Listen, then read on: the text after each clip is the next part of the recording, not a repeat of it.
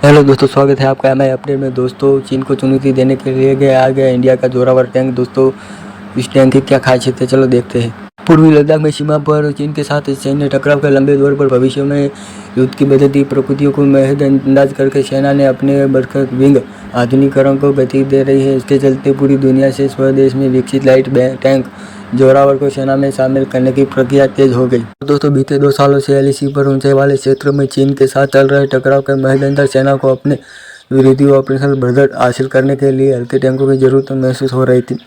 इसी लिहाज से जोरावर उच्च ऊंचाई वाले पहाड़ी क्षेत्रों, सीमांत इलाकों को लेकर द्वीप क्षेत्रों तक अलग अलग इलाकों में तैनात करने के लिए डिजाइन किया गया था। दोस्तों, इतना ही नहीं, सेना के भविष्य के जंग के लिए अपने ही बख्तरबंद वाहनों के आधुनिकीकरण से लेकर नए हथियार के रूप में ड्रोन के साथ काउंटर ड्रोन सिस्टम को भी शामिल कर रहे हैं। उत्तरी और पश्चिमी सीमा पर मौजूद सैन्य चुनौतियों के साथ भविष्य के हाईटेक युद्ध के खतरों के लिए सेना को पूरी तरह तैयार करने के इस पहल के बारे में रक्षा प्रतिष्ठान से जुड़े सूत्रों ने बताया कि लाइट वेट टैंक जोरावर किसी भी सैन्य ऑपरेशनल जरूरतों को पूरा करने में सक्षम होगा। हल्के होने के कारण इसे कठिन भौगोलिक इलाकों में कम से कम समय में ले जाएगा सुलभ होगा। दोस्तों, खास बात तो ये है कि जोरावर लाइट टैंक होने के बावजूद दुश्मन पर निशाना साधने में लगभग भारी टैंक की क्षमता के समान होगी।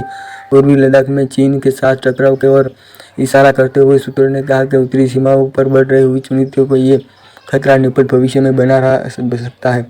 चीन ने बड़ी संख्या में अपनी सेना के आधुनिकीकरण हथियारों को शामिल किया है और इससे लाइट टैंक भी शामिल है। ऐसे में जोरावर जैसा टैंक बेहद कारगर होगा। दोस्तों, रक्षा मंत्रालय की रक्षा खरीद परिषद अगले ही महीने जोरावर के लिए स्वीकृत आवश्यकता AON को मंजूरी देगी और वैसे ही रक्षा मंत्रालय पर इस अपनी सैद्धांतिक मंजूरी पहले ही दे चुका है। दोस्तों, मेक इन इंडिया की तरह के लिए टैंक जोरावर का वजन लगभग 25 टन है। आर्टिफिशियल इंटेलिजेंस, ड्रोन एकीकरण, एक सक्रिय सुरक्षा प्रणाली और टैंक में मिसाइल सिस्टम और मुख्य तोपों सहित अन्य हथियारों को प्रणालियाँ थी। सेना को भारी मीडियम रेंज टैंक के रहते हुए भी हल्के टैंकों की जरूरत का एहसास तब हुआ जब 2020 में चीनी सैनिकों ने पेंगोंग झील के उत्तर की ओर बढ़ना शुरू किया तो भारतीय सेना को पेंगोंग से दक्षिण में 15,000 फीट की ऊंचाई की कुछ चोटियों पर कब्जा जमाकर चीनी सेना को चौंका दिया। इस ऑपरेशन के दौरान सेना ने अपनी तीर 72 RT और 90 टैंक को ऊंचाई पर ले जाकर तैनात किया था। दोस्तों,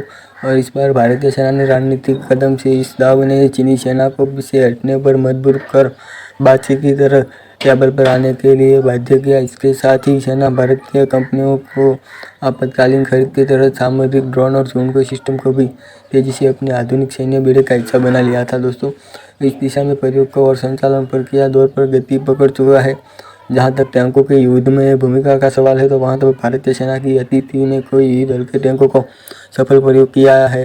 द्वितीय विश्व युद्ध में कोहिमा की लड़ाई में 254 भारतीय टैंक ब्रिगेड 2 और टैंकों की तैनाती हुई थी। नौशेरा जंगर राजौरी के साथ भारत पाकिस्तान युद्ध में 1947-48 में जो जिला में ये भी शामिल था। ये में अक्सर 13 टैंक 1962 में एक चुशुल और बोमडिला में और 1965 में चांप में तैनात किए गए थे। PT 760 प्रकाश टैंक और 1971 में सफलतापूर्वक तैनात किए गए थे और ये टैंक ढाका के सड़कों पर दौड़ में अग्रणी थे। जोरावर जैसा टैंक आने के बाद भारतीय सेना और मजबूत हो गई, जिससे पहाड़ी वाला इलाका में इस टैंक की सबसे बड़ी अहम भूमिका होगी। दोस्तों, जय हिंद। लाइक, शेयर और सब्सक्राइब करें।